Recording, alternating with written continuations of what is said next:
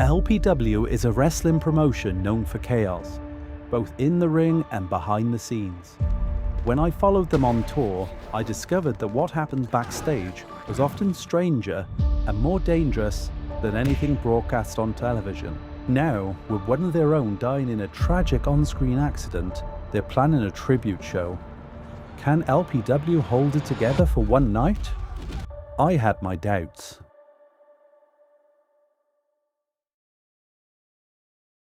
I'd made a lot of friends during my time in LPW, but there were plenty that clearly didn't want a journalist backstage.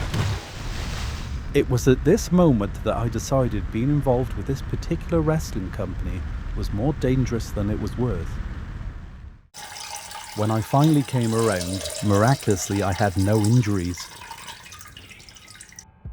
He's finally awake! Phil, what the hell happened last night? We found you face down next to the vending machine with shitted pants. The vending machine blew up. Phil, I think somebody's trying to kill me. Nobody wants to kill you, Lewis. What about that guy behind you?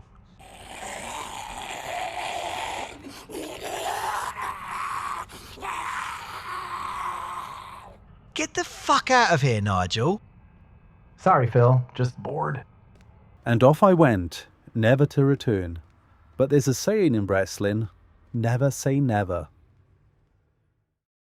Remember, folks, the match is over if someone poops while not sat on a toilet. And it's over! Bobface succumbs to the laxatives! He's now taking a long overdue shit. A massive relief, I'm sure. Of all the matches I've ever seen... When I heard about Ricky Shart's very public death, I decided to return and see how everybody was getting on. I was very sorry to hear about Ricky Shart's. What a tragedy.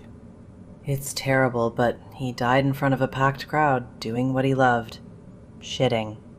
What's the significance of this toilet roll? This was his lucky toilet roll. He asked to be buried with it. Hey, Lewis, is that you? How's it going, buddy? Hey, Girthquake, can you help grease me up before my match later? Sorry, Tina. I want to catch up with Lewis. While I was catching up with Girthquake, I saw another familiar face. This man was Lip Boy Supreme. It didn't exactly go well the last time we met. It really does smell like piss to me. Oh, does it? Big piss guy, huh? Sound like you're the expert on it. Well, well, well. Look who's back. Big piss guy. Hi, Liddy. Not you, fam. Hi, Lip Boy. Would you like to join us? I can't stop and chat, fam. I gotta get my scran on.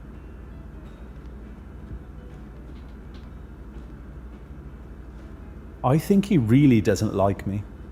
Nah, you're cool. He's like that with everyone, Lewis. This oatmeal is bussin'. Hey, Girthquake. I think I pulled one of my glutes. Do you think you can massage it for me? Sorry, Fanny. I'm kind of busy right now. I was starting to notice how women were acting towards Girthquake. Girthquake seems very popular with the ladies.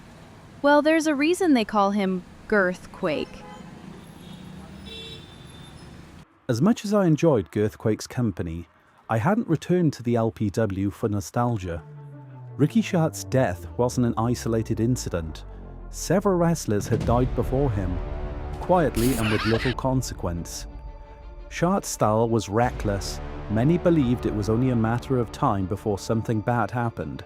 Coach Emerson, who books the promotion, had hinted as much when we last spoke. Well, I'm sure you've heard about Ricky Shart's and Kame.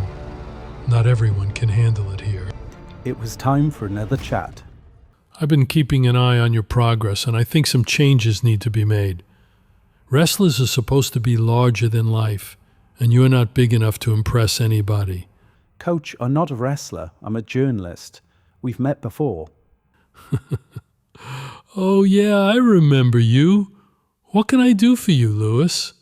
Would you accept that the company bears some responsibility for the deaths of Ricky Shart's and others? due to its hands-off approach to wrestler safety? Nope. Does it bother you that some of these deaths could be classified as murder? Oh, Lewis, I'd be lying if I said my wrestlers weren't committing crimes. When I was about to leave, Coach gave me a bit of advice. You seem like a nice kid, so here's some advice. Be very careful. This is a dangerous place, and it would be a shame if anything happened to you. The other wrestler Coach had previously named was Kame. A former LPW champion, Kame's erratic behavior cost him his job after trying to escape a plane mid-flight. It was later revealed that several concussions had caused his strange behavior, and he was now back better than ever. It's time to end this. Blobfish is over, and he's out! Kane wins the Ruthless Rumble! So, who's this? That's Disco Inferno. He's my favorite wrestler. Was he your favorite wrestler before the brain injury? So you went crazy, lost your job, and then you were homeless. That must have been rough. Yeah, I went pretty crazy for a while. I thought I was being gang-stalked, I made friends with a bunch of crows, became a Reddit mod. I think I hit rock bottom when I started listening to Vince Russo's podcast, and his takes were making perfect sense to me. Then an old acquaintance came to visit me in the halfway house I was staying in. She paid for me to go to an inpatient neuropsychiatric facility. It took me months to get back to normal. Why does everybody call you Slater the Narrator? That was a nickname they gave me. I have no idea why they call me that. Who knows, they're a crazy bunch around here. Ha ha ha ha ha! You're a funny guy. With tonight's show rapidly approaching, I decided to listen in on the wrestlers planning their upcoming matches. Gimp, at the 10-minute mark, go outside the ring and bring the basketball in. Walk around with it for a few seconds, then just throw it at nothing in particular. Tonight, I want us to bring the best version of ourselves and do that crazy fucker proud. We got this, boss man! So Leon, as the ref, I want you to basically always be in everyone's way, as much as possible. And when Gimp goes for the pin, I want you to go climb the turnbuckle for no reason. It was time for the big show to start. I was in the production area with Coach Emerson watching the action. Yesterday we tragically lost Ricky Sharts. Ricky passed away last night after the conclusion of the King of the Throne match. He was one of the greatest professional wrestlers ever to live and one of the greatest humans too. We will honor his life with a 10-bell salute starting now.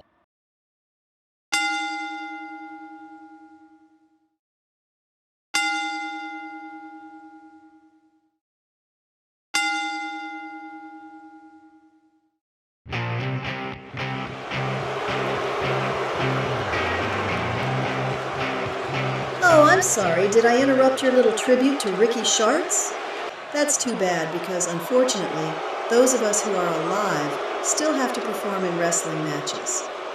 I mean real matches, not disgusting freak show matches where you just stumble around in your own shit. Do you have any idea how much that man stunk? It put me in therapy. While Karen was provoking the crowd into a frenzy, things were getting heated backstage. What the fuck does she think she's doing? Listen to that heat. I don't give a shit about heat. The man just fucking died. Karen was continuing to milk a reaction from the crowd, not knowing what was waiting for her on the other side of the curtain. What the fuck was that? Get back out there and apologize. Now! Oh, let me think about that. You like that? Oh, you're fucking dead, bitch. As the altercation backstage escalated, the Ricky Sharts tribute show was still ongoing. The matches went exactly to plan. Every spot was done perfectly. The audience having no idea that a backstage altercation was becoming more and more heated by the minute. It became more and more farcical that this was supposed to be a tribute show. Ricky took me under his wing. He was like a father figure to me. He even made me call him Daddy. He taught me everything he knew. How to sell, in-ring psychology, how to shit through the eye of a needle. I can't believe he's gone. I'm gonna miss you, Daddy.